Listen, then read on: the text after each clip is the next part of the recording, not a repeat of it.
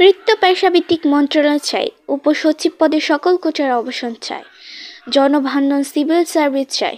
এই স্লোগানে ময়মনসিংহ বালুকা আন্তঃক্যাডার বৈষম্য পরিষদ বিসিএস হেলথ ক্যাডার অ্যাসোসিয়েশন এই আয়োজনে মানববন্ধন অনুষ্ঠিত হয়েছে।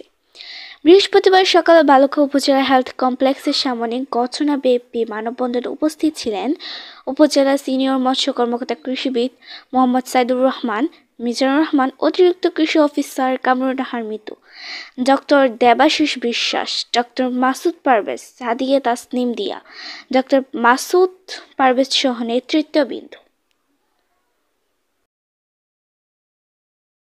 আজকে আমাদের যে মানববন্ধন সেটা হচ্ছে যে কৃত্য পেশা ভিত্তিক মন্ত্রণালয় চাই।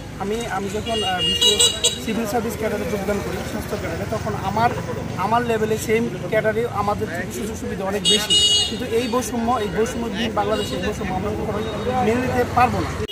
বাংলাদেশ সিভিল সার্ভিসের প্রশাসন ক্যাডার বাদে বাকি 25টি ক্যাডারের সংগঠন আন্তঃক্যাডার বৈষম্য নিরসন পরিষদ কেন্দ্রীয় নির্দেশনা মোতাবেক আজকে আমরা সারা দেশে একযোগে মানববন্ধন পালন করছি। আমাদের দাবি খুবই সুস্পষ্ট।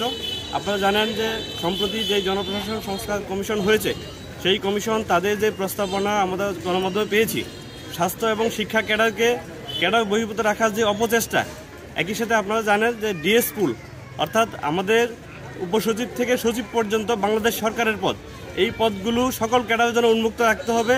আমাদের যেটা হচ্ছে যে বৈষম্য আন্দোলন, আমরা চাই যে কোনো জায়গায় কোনো যে বৈষম্য না থাকে, কিন্তু আমরা ক্যাডার যারা আছি, আমরা বিশেষ করে প্রশাসন ক্যাডার ছাড়া অন্যান্য ক্যাডার যারা আছি, আমরা সবসময় বৈষম্যের শিকার।